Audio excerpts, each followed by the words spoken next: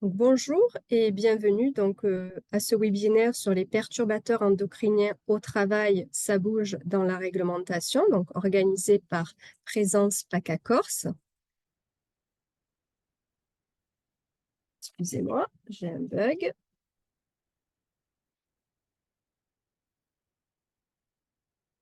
Voilà. Présence PACA Corse est le réseau des services de prévention et de santé au travail en PACA Corse. Il regroupe 16 services de prévention et de santé au travail interentreprises de PACA et Corse, œuvrant pour 137 000 entreprises et plus d'1 million de salariés du secteur public. Vous pouvez retrouver les coordonnées de chaque service de prévention et de santé au travail sur le site web présencepacacorse.org, rubrique Le réseau. Le contenu de ce webinaire a été réalisé par l'AISMT 13, l'AISMT 84, Expertise, la METRA 06, qui sont tous des services de prévention et de santé au travail. En termes d'organisation, nous accorderons un temps pour répondre aux questions à la fin de la présentation. Pour poser vos questions, nous vous invitons à utiliser l'onglet Q et R et à ne pas utiliser la fonction lever la main. Sachez aussi que le support ainsi que le replay du webinaire seront accessibles, disponibles d'ici quelques jours sur le site Présence PACA Corse. Voilà pour les informations en termes d'organisation. Nous allons procéder à la présentation des intervenants. Je vais commencer par moi. Je suis Virginie Prades, technicienne en prévention au sein d'Expertise, qui est un service de santé au travail dont le siège se situe à Marseille. Et je laisse la main à l'intervenant suivant pour se présenter. Bonjour, je suis le docteur Spinelli, médecin du travail à l'AISMT 13. Bonjour, je m'appelle Nathalie Ramous et je suis ingénieure en prévention des risques professionnels au sein de l'AISMT 13. Bonjour, je m'appelle Gilles Macanti, je suis toxicologue au service de l'AIST 84 dans le Vaucluse. Bonjour, je suis Cosmin Patrașcu, ingénieur chimiste à la METRA 06. Et enfin, je vais présenter Patricia Mouisset, qui n'est pas là aujourd'hui, mais qui a participé à l'élaboration de ce webinaire. Patricia Mouisset, qui est responsable de la filière technique au sein de l'AIST 84. Alors, tout d'abord, il nous paraissait important de vous rappeler l'émission des SPSTI. Notamment depuis l'entrée en vigueur de la loi du 2 août 2021 qui vise à renforcer la prévention au sein des entreprises. Ces dispositions, les dispositions de cette loi portent sur deux axes. Le premier axe qui est de renforcer la prévention des risques professionnels au sein des entreprises, par exemple, en accompagnant les entreprises à réaliser ou à mettre à jour le document unique d'évaluation des risques professionnels et aussi à les accompagner à mettre en place des mesures de prévention, qu'elles soient collectives, individuelles, organisationnelles.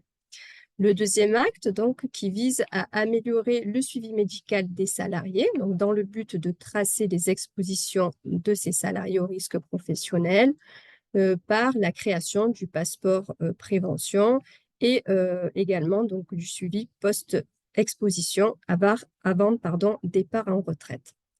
Ce qui nous amène à nous demander, du point de vue technique, comment votre SPSTI peut vous aider à traiter les perturbateurs endocriniens. Alors, tout d'abord, nous pouvons vous accompagner pour identifier la présence de perturbateurs endocriniens dans les produits chimiques, en décryptant vos fiches de données de sécurité. Et aussi à vous accompagner dans l'évaluation et la prévention du risque chimique et la mise en place de la réglementation. Alors, au programme, nous allons aborder les perturbateurs endocriniens dans leur ensemble. Qu'est-ce qu'un perturbateur endocrinien? quel est son mécanisme d'action et quels sont leurs effets. Quelle réglementation s'applique donc à ces perturbateurs endocriniens? Comment est-ce qu'on peut les identifier, hein? Quels sont les moyens qu'on a pour pouvoir les identifier? Quelle prévention mettre en place face à des expositions à des perturbateurs endocriniens et quel suivi médical aussi mettre en place? Et enfin, donc, nous conclurons sur comment est-ce que les services de prévention et de santé au travail peuvent vous accompagner. Donc, je vais laisser la main au docteur Spinelli. Merci Virginie pour cette introduction. Donc, je vais maintenant rentrer dans le vif du sujet et vous dire un petit peu de quoi on parle quand on parle de perturbateurs endocriniens. Alors, les perturbateurs endocriniens, ce sont des familles de produits chimiques. Je ne sais pas, la diapo ne passe pas. Virginie? Je suis désolée, Oui, ça j'ai bloque. compris. Ben, c'est pas grave, je continue. Donc, nous sommes dans le monde de la chimie, d'accord? Il s'agit donc de substances chimiques ou de mélanges de produits chimiques. Voilà la diapo. Donc, le monde de la chimie, ces substances chimiques peuvent être d'origine naturelle ou artificielle. Alors, si on veut prendre un exemple en matière de perturbateurs endocriniens d'origine naturelle, on peut parler par exemple des phytoœstrogènes du soja, qui sont des substances donc végétales qui vont interagir avec le système hormonal féminin et qui peuvent par exemple être pris pour la prévention des effets de la ménopause chez les femmes. Donc ça, c'est un exemple de perturbateur endocrinien d'origine naturelle. Et on a les perturbateurs endocriniens d'origine artificielle. Donc vous verrez un petit peu qu'il y en a quand même pléthore.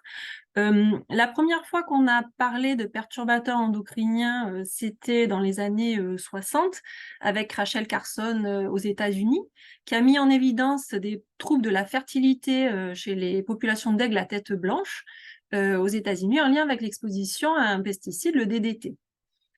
Donc des troubles de la fertilité. Ils ont mis 10 ans à arrêter l'utilisation du DDT et quand ils ont arrêté cette utilisation, la population d'aigles a à nouveau réaugmenté.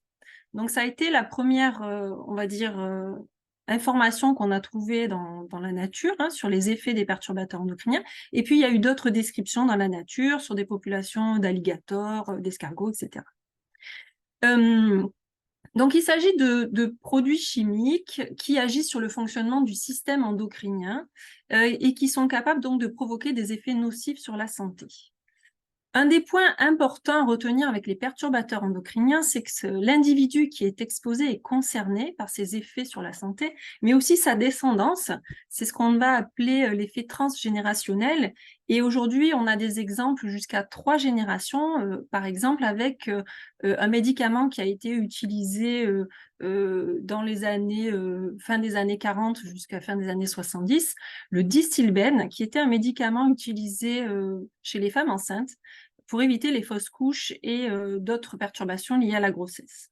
Or, ce médicament, le Distilbène, a provoqué une augmentation du risque de cancer du sein chez les femmes qui l'ont ingéré, hein, qui l'ont utilisé.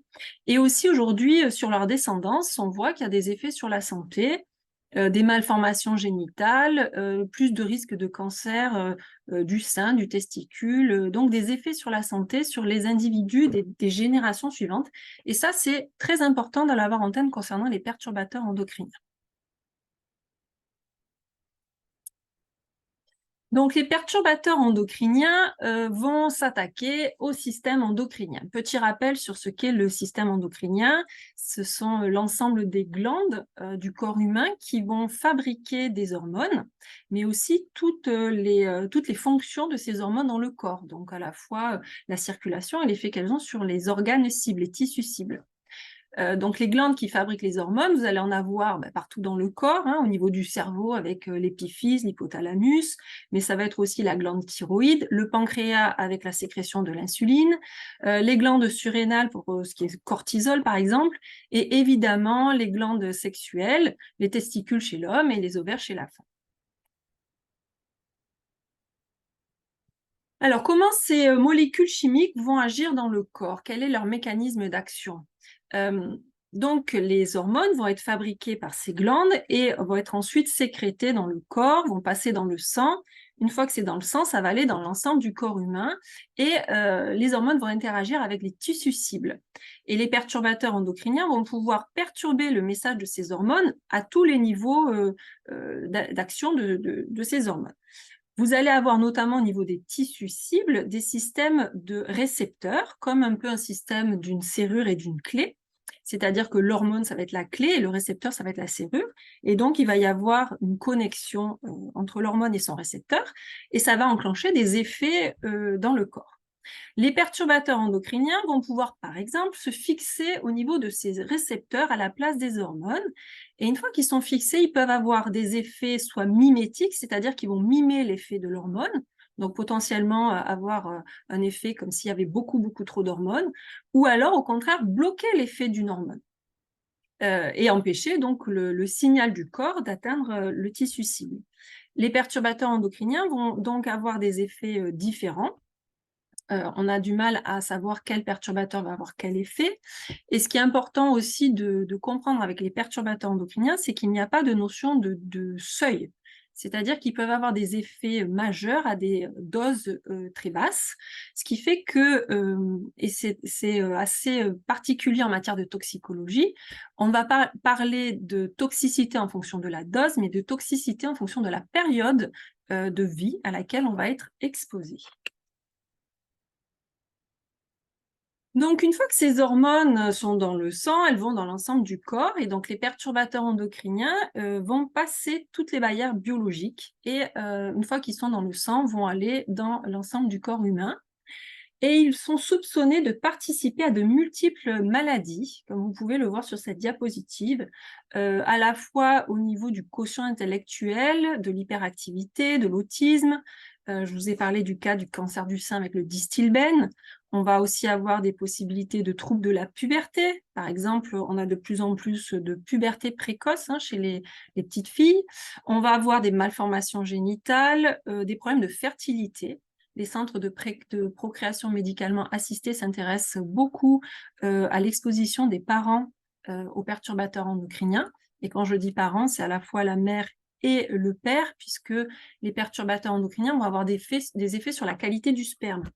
Donc, on peut avoir des cancers testicules, de la prostate. Alors, vous voyez, même dans l'obésité et le diabète de type 2, on soupçonne les perturbateurs endocriniens de majorer les risques de développer ces pathologies.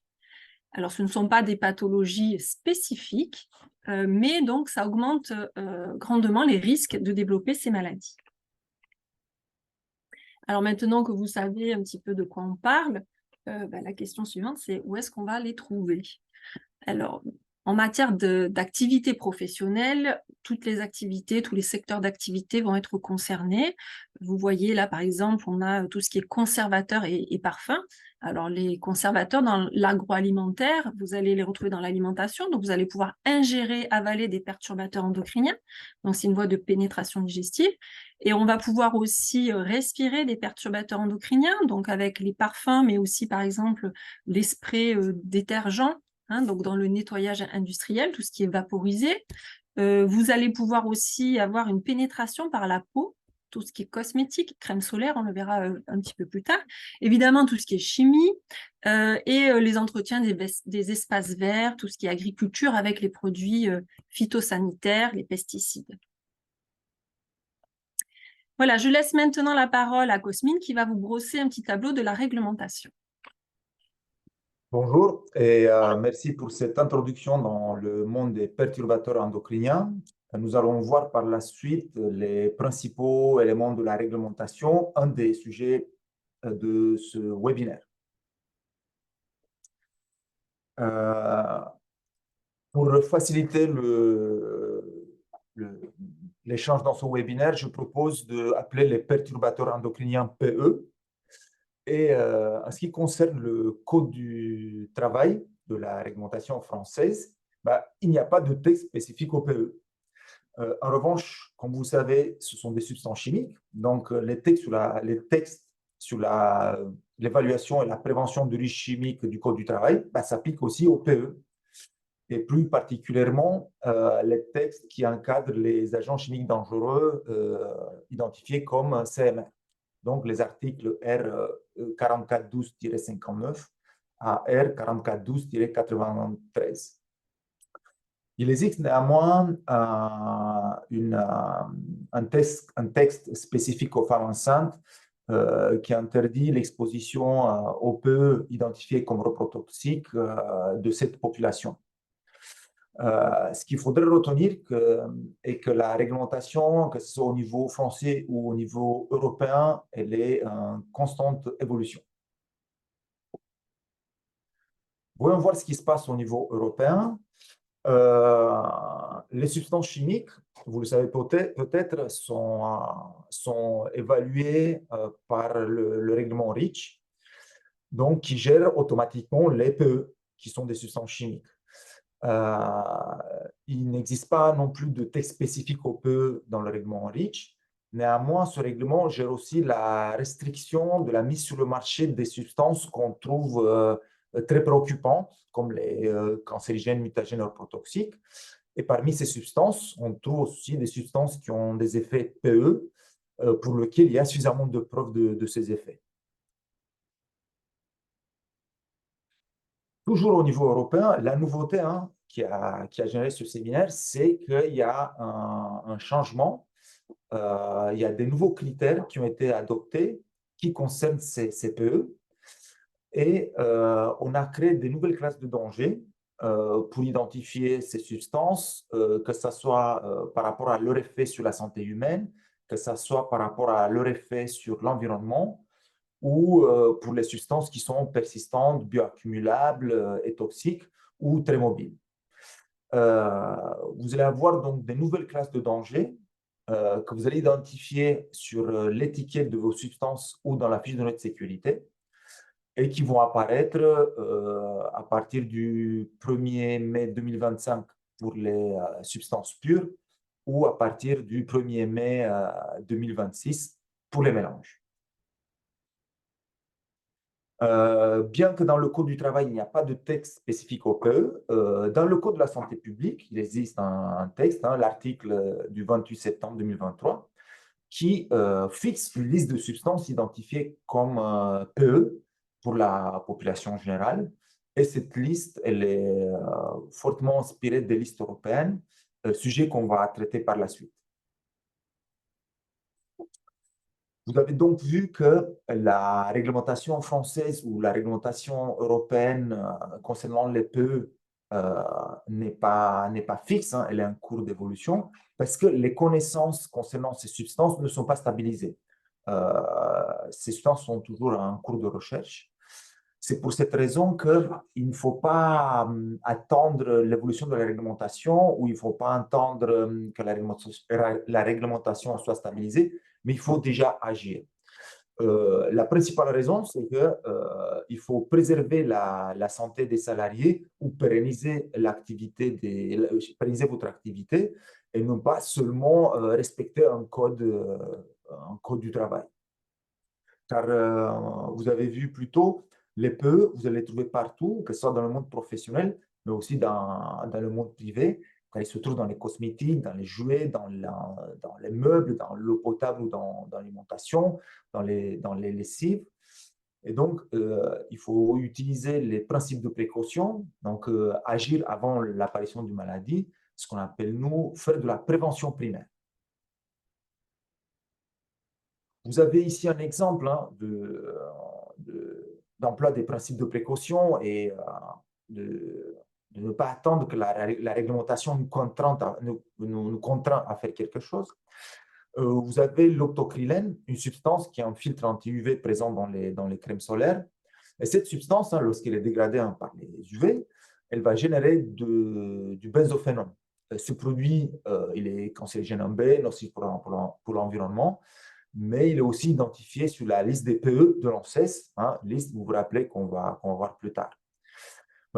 On n'a pas entendu que la réglementation interdise la mise sur le marché de cette substance, mais l'ANSES, le 26 mai 2023, a engagé une procédure de retrait. Et donc, aujourd'hui, il existe des crèmes solaires sans octocrylène. Donc, vous connaissez maintenant les perturbateurs endocriniens, vous connaissez le manque de réglementation ou la réglementation limitée sur les PE. Voyons voir maintenant dans votre activité où sont les PE ou comment vous faites pour les identifier.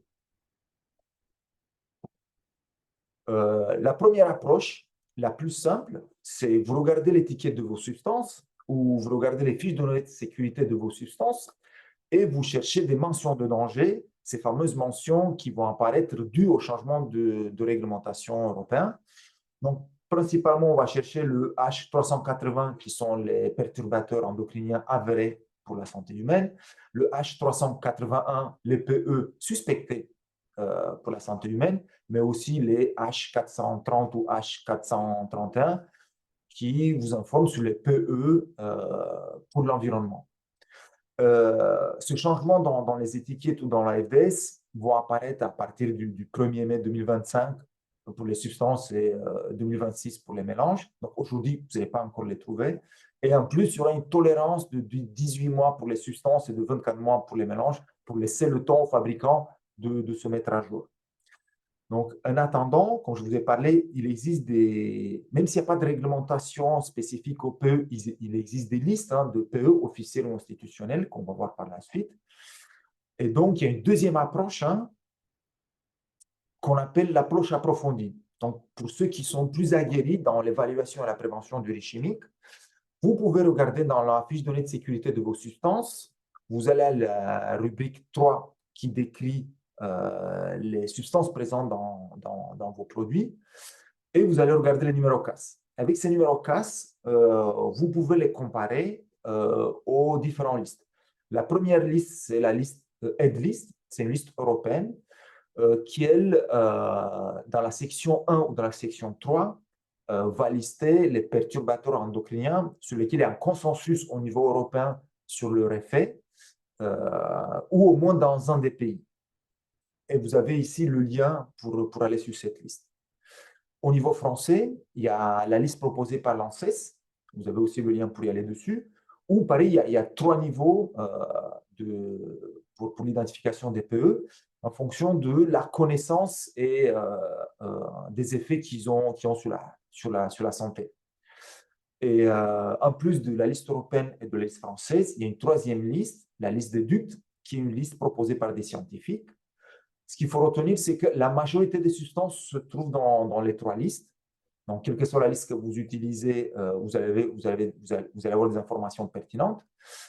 Et en plus de ça, vous pouvez vous adresser au service de prévention de santé au travail de votre région qui peut vous aider dans cette identification à trouver la FDS à jour, mais surtout à identifier le PE et à identifier quel est le niveau de connaissance par rapport au PE en fonction des listes présentées. Vous avez ici un tableau. Sur la première colonne, vous avez les principales activités où on peut trouver des PE. Sur la deuxième, c'est les produits de ces activités où on trouve des PE. Et sur la troisième colonne, qui sont ces PE, qui sont ces acteurs.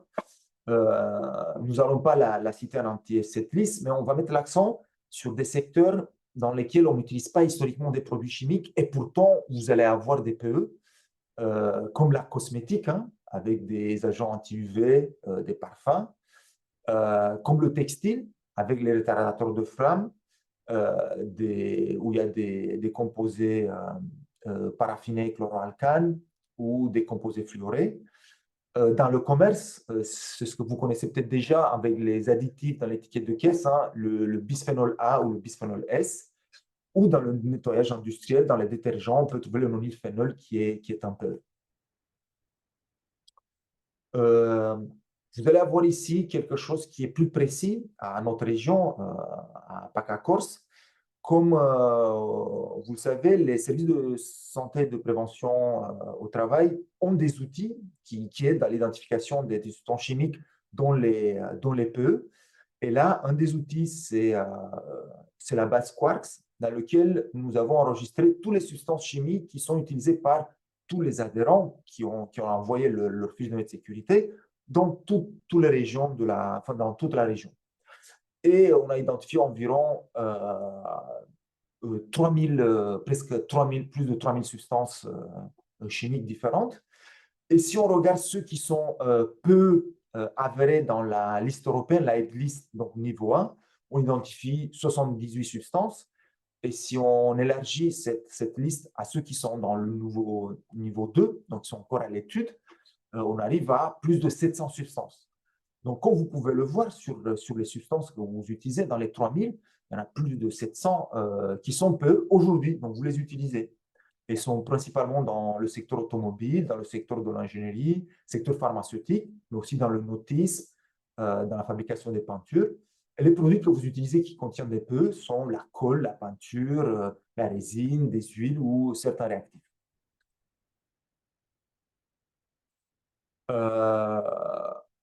Comme vous pouvez voir, donc il existe ces listes qui vous aident à les identifier. Et c'est facile pour les secteurs qui utilisent principalement des produits chimiques comme la plasturgie ou la chimie, où c'est facile quand la substance peut est aussi classifiée prototoxique.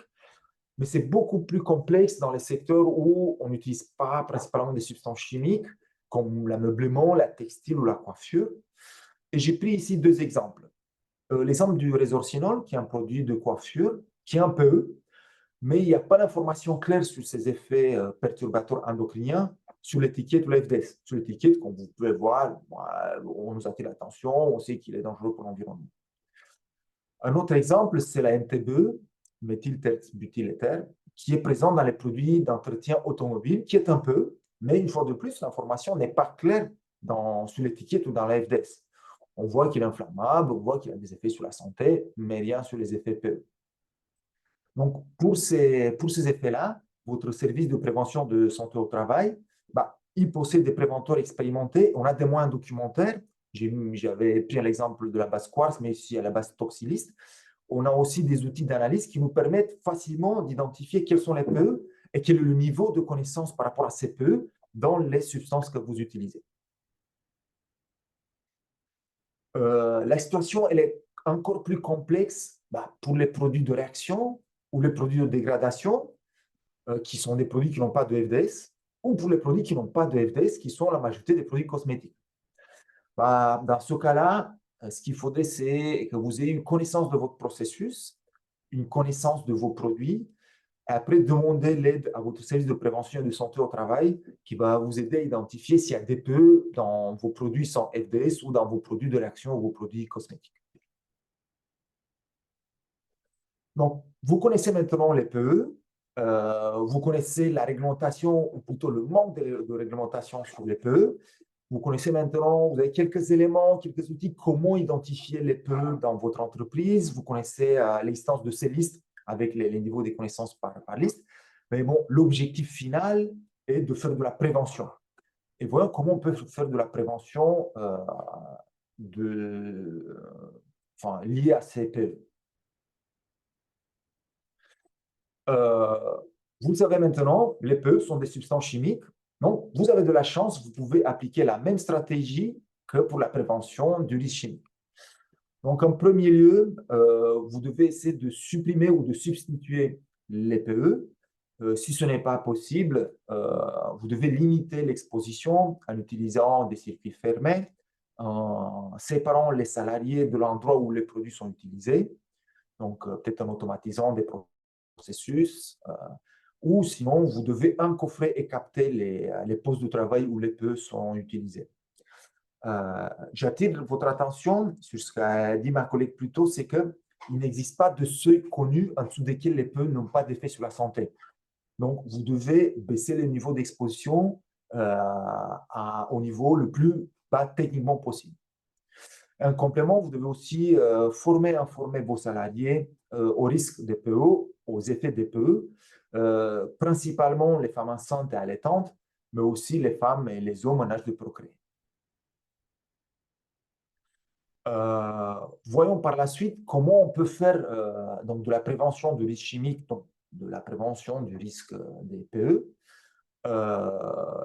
Commençons par la suppression et la substitution. Il faut se poser les bonnes questions. Donc, dans un premier temps, vous devez vous demander quelle est l'utilisation de votre produit, quelle action vous cherchez dans votre produit, ou quelle efficacité vous souhaitez que votre produit ait. Par la suite, vous regardez qu'est-ce qui peut être envisagé. Est-ce que vous pouvez substituer ou supprimer ce produit ou vous devez modifier le processus de travail.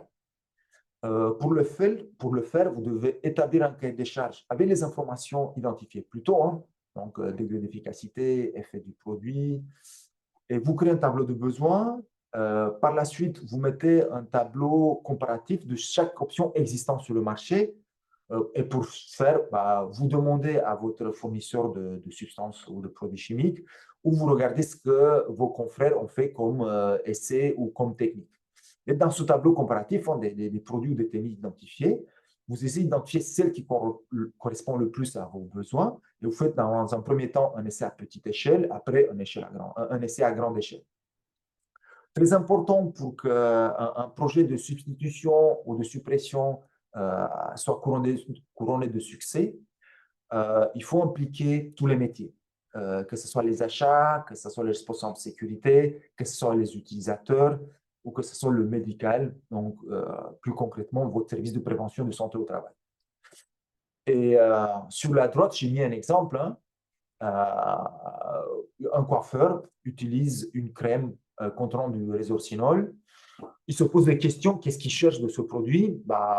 L'obtention d'un blond platine, que la coloration est liée sous 30 minutes. Donc, il crée son cahier des charges avec ces informations, avec la nuance désirée, aussi avec la gamme de prix qu'il peut se permettre, avec, j'ai mis ici, simplicité d'utilisation.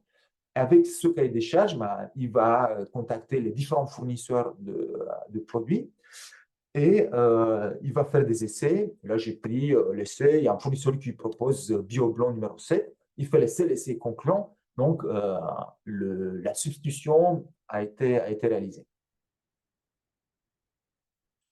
Concernant maintenant limiter l'exposition quand la suppression ou la substitution n'est pas techniquement possible, c'est la même chose que pour les substances chimiques. Hein. On essaie d'utiliser des processus qui exposent le moins, des systèmes de ventilation et de captage. Mais le premier pas, c'est lors de la conception des lieux de travail. Et dans ce cas-là, les services de prévention de santé au travail peuvent vous accompagner à travers différents outils. J'ai mis ici l'exemple de Mavimplan. Une fois que les lieux de travail ont été conçus avec cet angle prévention du risque chimique, on peut vous aider au choix du processus, au choix des bons outils qui vont exposer le moins vos salariés, car nous avons de l'expertise par secteur d'activité. Par la suite, on peut aussi vous aider dans le choix des mesures de prévention, car on connaît des solutions qui fonctionnent, que ce soit au niveau de la ventilation, au niveau du captage. On a aussi des armes de fournisseurs. Et pour boucler la boucle, on peut aussi évaluer l'efficacité des choix de prévention que vous avez mis en place, accompagnés par nous ou pas. On peut faire des mesures d'exposition, si techniquement c'est possible, aux substances, donc aux PE que vous utilisez. Et on peut aussi évaluer l'efficacité des systèmes que vous avez mis en place hein, à l'aide des fumigènes ou des mesures de débit. Et en complément, vous pouvez aussi faire appel à la CARSAT Sud-Est qui peut vous accompagner dans cette démarche pour ces différents points. Comme je l'ai dit au début, la formation est un complément de la prévention des risques associés au PE et les services de prévention de santé au travail peuvent informer vos salariés sur les dangers des PE, sur la santé et comment se protéger. Et on peut proposer des sessions spécifiques à votre secteur d'activité ou aux produits que vous utilisez. Je vais donc passer par la suite la parole à ma collègue pour le suivi médical. Merci Cosmine. Je reprends donc la parole. Je vais vous parler plus précisément du suivi médical que l'on peut réaliser dans le cadre de l'exposition des salariés aux perturbateurs endocriniens. Donc, les perturbateurs endocriniens, on les considère plutôt comme un risque émergent puisque, vous l'avez compris, les données scientifiques ne sont pas consolidées et sont en pleine évolution, de même que la réglementation. Donc, c'est compliqué d'avoir un consensus médical pour le suivi de l'état de santé des salariés exposés au PE. On n'a pas de consensus. Ce qu'il faut comprendre, c'est que tout le système endocrinien est concerné, comme je vous l'ai dit tout à l'heure, et que la régulation hormonale, finalement, elle concerne l'ensemble du corps humain, quelles que soient les périodes de la vie. Les perturbateurs endocriniens vont passer dans le sang, je vous l'ai dit, atteindre l'ensemble du corps et passer toutes les barrières biologiques, et notamment le placenta, donc, qui va faire que les femmes enceintes vont être potentiellement des cibles à protéger, puisque nous allons avoir des atteintes des fœtus. Les effets des PE sur la santé sont différés. On n'a pas de toxicité aiguë, de maladie aiguë. On a des maladies qui vont apparaître après de nombreuses années d'exposition. On parlait des cancers, du diabète, etc. Donc, les effets sur la santé sont différés et ne sont pas spécifiques. Ce sont des maladies qui pourraient très bien arriver pour d'autres raisons. Donc, on a des liens de causalité complexes, c'est-à-dire que ce n'est pas linéaire, comme on peut le voir par exemple avec l'amiante et l'apparition de plaques pleurales. Concernant les perturbateurs endocriniens, on ne retrouve pas ces liens de causalité linéaires. Il y a des effets cumulatifs potentiels dans le cadre de ce que nous on appelle l'effet cocktail. Souvent, on n'est pas exposé à un seul produit chimique, on est exposé à plusieurs produits chimiques, et donc quand ils interagissent les uns avec les autres, on ne sait pas trop ce que ça va pouvoir faire sur la santé, soit se potentialiser, soit avoir d'autres effets même que ceux attendus. Et surtout, on va avoir un effet transgénérationnel, c'est ce que je vous ai expliqué avec le distilbène, c'est que l'exposition à ces produits toxiques va concerner non seulement l'individu qui est exposé, mais aussi toute sa descendance, voire les générations suivantes. En matière de réglementation en santé au travail, concernant notamment la périodicité des visites, l'exposition au PE n'implique pas un suivi individuel renforcé, ce que l'on appelle le CIR. D'accord ? Sauf si effectivement ces PE sont classés par ailleurs CMR 1. Au niveau du suivi médical, donc on n'a pas de signes cliniques particuliers, spécifiques, pas de pathologie spécifique à rechercher et pas de marqueurs biologiques. On ne va pas pouvoir faire une prise de sang pour trouver des maladies ou des radios, etc., pour faire des recherches de pathologies liées à cette exposition. On va avoir quand même dans certaines situations, mais pas très phrèquement, la possibilité d'aller chercher le produit toxique dans le corps, souvent par le biais d'analyse d'urine. Par exemple, pour certains phtalates, on va pouvoir aller rechercher soit le produit toxique, soit ses métabolites, c'est-à-dire ses produits de dégradation dans le corps. Et ça va pouvoir nous donner une idée de l'exposition du salarié. Mais il y a quand même beaucoup de molécules pour lesquelles on n'a pas de biométrologie possible. Par exemple, ça va être, pour vous donner un exemple de biométrologie, quelqu'un qui est exposé au plomb, on va chercher le plomb dans le sang, on va faire une plombémie, c'est très simple. Mais dans les perturbateurs endocriniens, il y a beaucoup de situations où ce ne sera pas possible. Donc, le seul moyen de prévention efficace, c'est, comme disait mon collègue, la prévention primaire, c'est-à-dire éviter d'exposer les salariés. On va donc faire de l'information, les employeurs, les salariés, et pouvoir faire le lien avec les gynécologues et les centres de procréation médicalement assistée. Pourquoi ? Parce que dans le cadre de l'exposition aux perturbateurs endocriniens, ce n'est pas la dose qui va faire la toxicité, il n'y a pas d'effet dose, mais ça va être surtout la période de vie à laquelle on est exposé. Et les périodes de vie où on est les plus fragiles, ça va être évidemment les périodes de grossesse, les femmes allaitantes et les salariés en âge de procréer. Donc les femmes et les hommes parce qu'il va y avoir des effets sur le sperme, les femmes enceintes parce que les produits vont traverser le placenta et atteindre le fœtus, mais aussi dans les salariés, on va pouvoir éventuellement retrouver des apprentis, période d'adolescence, avec donc imprégnation hormonale importante, donc aussi des personnes à protéger en priorité. Dans le cadre de l'exposition à titre privé, puisque je vous le rappelle, on vous l'a dit, mais on est tous concernés aussi à titre privé, on baigne dans les perturbateurs endocriniens, il va falloir penser à protéger avant tout les tout petits, les 1000 premiers jours de vie, car ce sont effectivement des périodes où les bébés sont très vulnérables à l'exposition aux perturbateurs endocriniens, et comme on vous l'a dit, on peut par exemple les retrouver dans des jouets. Le 24 avril prochain, nous avons une journée de prévention hormonale. C'est la Société européenne d'endocrinologie qui développe cette journée qui est relayée par la Société française d'endocrinologie. Et donc, c'est l'occasion de faire de la prévention de l'exposition aux perturbateurs endocriniens pour protéger le système hormonal. Vous avez l'image d'une femme enceinte donc qui applique de la crème solaire sur son ventre, crème solaire qui est destinée normalement à la protéger des UV. Mais comme on l'a vu plus tôt, la crème solaire qui a priori est un produit tout à fait anodin, va potentiellement contenir des perturbateurs endocriniens. On a parlé de l'octocrylène par exemple. Et ces perturbateurs endocriniens vont traverser la peau, aller dans le sang et ensuite traverser le placenta. Une fois qu'ils ont traversé le placenta, ils vont atteindre le fœtus et on va pouvoir potentiellement générer ainsi des malformations chez les bébés. Et les pédiatres ont de plus en plus de cas de petits garçons notamment qui sont atteints d'hypospadias. Ça, c'est l'illustration que vous voyez.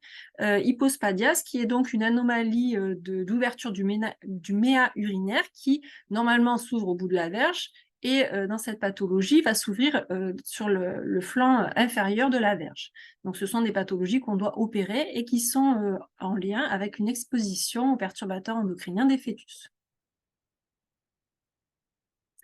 Au niveau des salariés, concernant le suivi des expositions, suivi des expositions professionnelles, ça fait partie des missions des services de santé. Nous allons devoir tracer l'exposition des salariés dans le dossier médical. Or, pour tracer les expositions, il faut savoir à quoi ils sont exposés. Et là, ça va être toutes les enquêtes, études qui sont réalisées dans vos entreprises par tous les organismes agréés, accrédités qui vont intervenir, ou alors par le biais des fiches d'entreprise par lesquelles on va pouvoir faire du repérage de risques chimiques. Et bien entendu, votre document d'évaluation du risque professionnel, document unique, qui, par le biais de l'évaluation chimique, va pousser cette recherche au niveau des perturbateurs endocriniens et nous permettre de savoir à quoi sont exposés vos salariés et comment on va pouvoir adapter le suivi médical.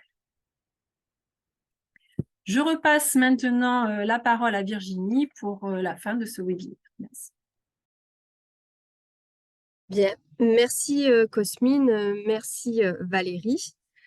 Donc, pour conclure, donc nous vous rappelons que votre service de prévention et de santé au travail donc, peut vous accompagner sur l'identification des perturbateurs endocriniens donc, au sein de votre entreprise si vous avez des doutes.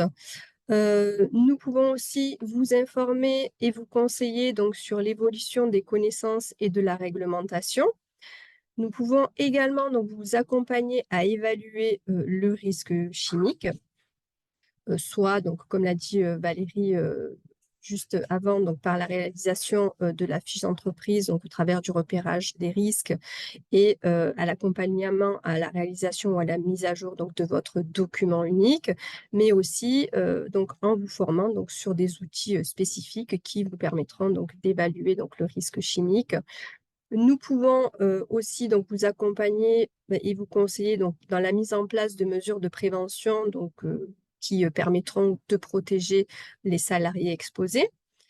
Et enfin, donc, nous pouvons organiser des sessions de sensibilisation et d'information et donc assurer le suivi de l'état de santé de vos salariés et prescrire donc, les examens complémentaires si besoin.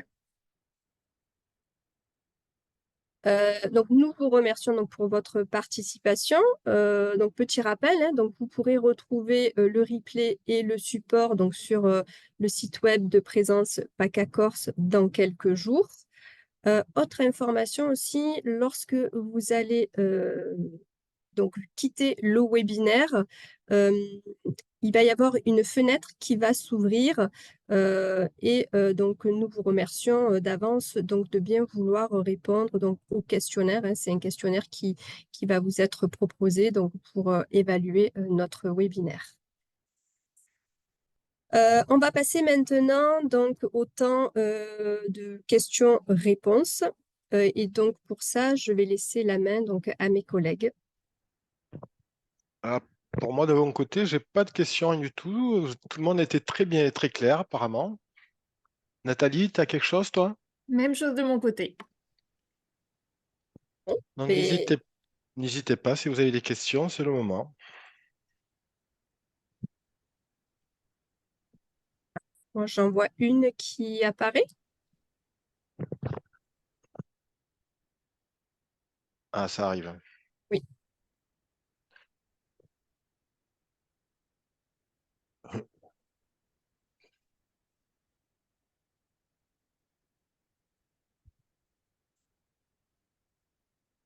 Bon, pour l'instant, c'est que des remerciements. Il n'y a que M. Piri qu'on n'entend pas, apparemment, qui cherche à nous joindre. Alors, c'est normal, le son est coupé. Du coup, si vous avez une question, voilà, on vous invite à passer par l'onglet questions-réponses Q et R.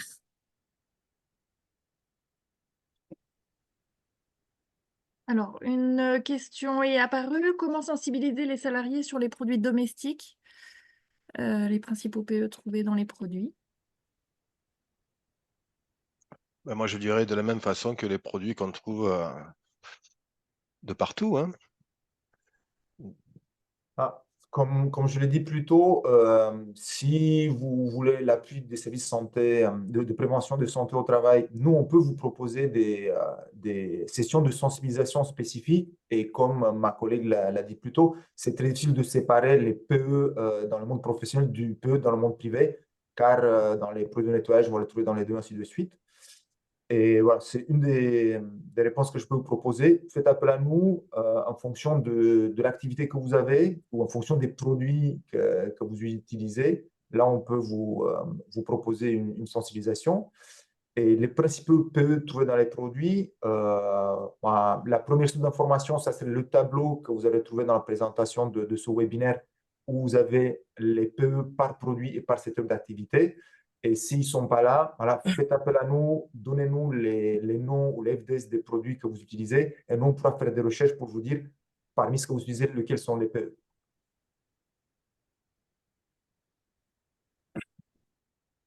Est-ce qu'il y a encore des questions? Oui, il y a une question de M. Piré sur le cancer de la prostate. Concerne les hommes de moins de 50 ans ou de plus de 50 ans? Ça, je vais laisser peut-être le docteur répondre. Oui, bah écoutez, là j'ai pas de notion d'âge par rapport au cancer de la prostate, exposition au PE dans le cadre savoir si c'est plutôt des cancers de moins pour des hommes de moins de 50 ans, de plus de 50 ans. J'ai pas la réponse. On pourra faire une recherche. Ce qui est clair, c'est que les PE vont majorer les risques de toute façon. Donc on n'a pas forcément de lien, comme j'expliquais, linéaire. Ça va être un facteur de risque supplémentaire. Plutôt aujourd'hui, on le voit plutôt comme ça. Et je vois qu'il y a une question sur les Bracelets, bracelets en si. silicone. Oui. Mm. Alors, concernant les bracelets en silicone, c'est vrai que c'est un outil qui est en cours, on va dire, d'évaluation, qui n'est pas forcément à l'heure actuelle validé scientifiquement, mais c'est quand même en bonne voie a priori. On a quand même des sensibilisations qui sont réalisées auprès des lycéens avec cet outil, où on arrive à montrer qu'effectivement, on met en évidence, si vous voulez, l'exposition au PE. Et on arrive à montrer aussi une diminution de l'exposition quand on va sensibiliser les lycéens et leur proposer d'adapter un petit peu leur comportement. Alors, les bracelets en silicone, on n'est quand même pas forcément sur l'ensemble des PE à doser. Il y a un nombre de molécules fixe. Mais ça pourrait être un moyen de faire de métrologie d'ambiance. Bon, effectivement, voilà, en complément, il y a des méthodes qui sont validées au niveau national et le bracelet n'en fait pas partie. Il y a des méthodes actives pour mesurer l'exposition, ça veut dire qu'on va essayer de voir l'exposition de manière active, ou des méthodes passives. Et je crois que ce bracelet a plutôt ce fonctionnement, c'est une méthode passive. Mais pour moi, il est encore à l'étude, il n'est pas validé. Donc, attendons de voir l'évolution de la recherche et qu'est-ce qu'elle peut en dire. Alors ensuite, il y a des questions sur la perte de QI ou sur l'autisme. Donc effectivement, est-ce que les PE, de ce que je comprends, ce que vous vouliez dire, c'est est-ce que les PE se transmettent pendant la grossesse via le placenta ou par l'allaitement, le lait? Et donc chez l'enfant ou l'adolescent. Valérie, tu peux nous aider là-dessus? Pour l'instant, on a des liens, on va dire, des augmentations de risques, mais savoir vraiment comment ça agit. C'est clair qu'on a des expositions pendant la grossesse. Voilà, donc les PE pendant la grossesse vont passer par le placenta. Il peut y avoir des expositions via le lait. Oui, je ne sais pas si ça répond à la question, mais c'est à ces moments-là, c'est des moments clés où on va exposer les fœtus et développer des pathologies. Une autre question sur la toxicité, inhalation cutanée ou ingestion. Oui, c'est comme tout produit chimique, hein, ils peuvent pénétrer, être absorbés par inhalation cutanée ou ingestion. Alors, une autre question. Le nombre de cancers hormonaux dépendants augmente-t-il? Est-ce que les PE sont en cause?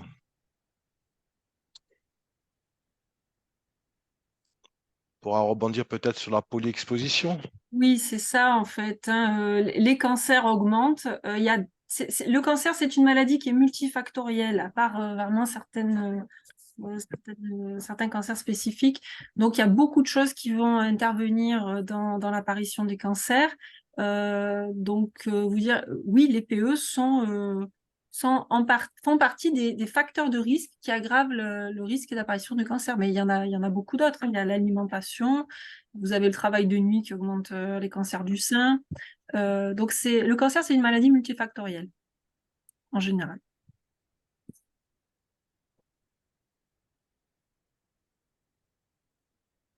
Alors, d'après votre expérience, c'est une question, dans quel secteur avez-vous eu le plus de difficultés à remplacer des PE avec d'autres substances?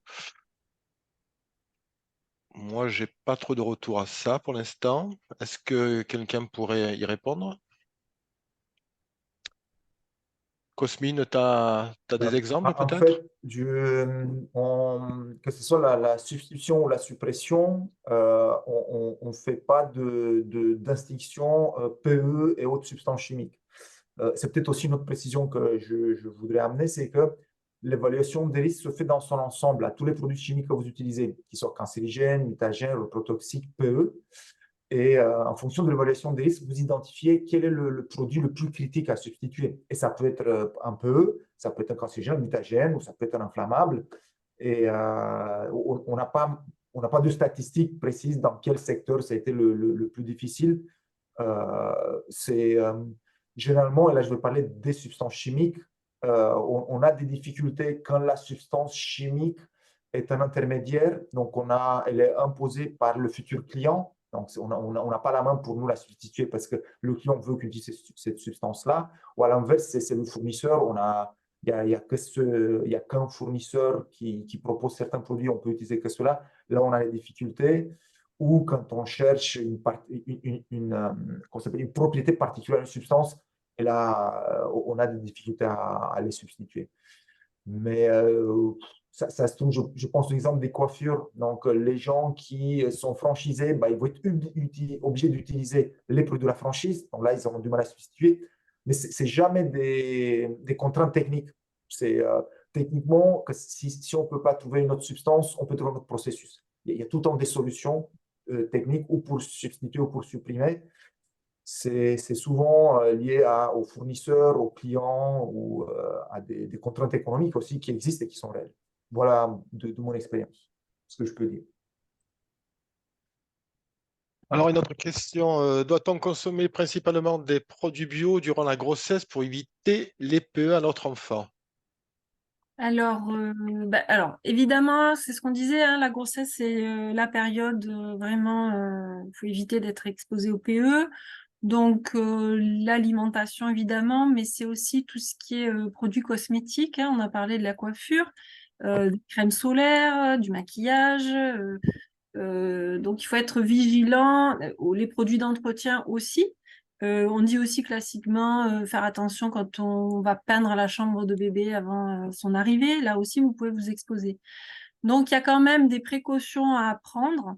Les produits bio, ça peut en faire partie. Par contre, les produits bio, vous avez quand même souvent aussi du plastique, etc. Donc, ne pas chauffer le plastique, les emballages plastiques. Si vous avez un aliment bio et que vous allez le chauffer dans un emballage plastique, c'est contre-productif. Donc, je ne sais pas si je réponds globalement à la question, mais oui, c'est une période charnière. Mais pensez aux cosmétiques et à tous les produits aussi auxquels on va être exposé en dehors de l'alimentation, ça compte aussi beaucoup.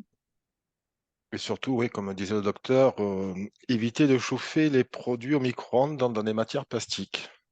Tout à fait.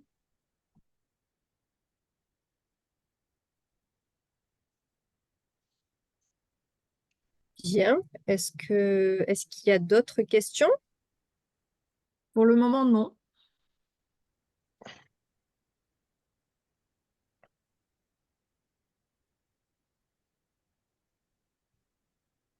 Bon, bah écoutez, si il n'y a pas d'autres questions, donc nous vous remercions de votre participation. Sachez aussi que si jamais vous avez des questions par la suite, ben, vous pouvez toujours vous adresser à votre service de prévention et de santé au travail. Et du coup, je vous rappelle hein, de bien vouloir, si possible, donc répondre à notre questionnaire satisfaction que vous aurez donc en quittant le webinaire. Très bien. Ben, je remercie donc tous les intervenants et le public. Et ben, peut-être... Ah, je vois qu'il y a peut-être une question qui apparaît là avant qu'on se quitte. Non, c'est juste un remerciement. Ok, très bien. Voilà, ben, merci à tout le monde et bonne continuation et bonne fin d'après-midi pour tous.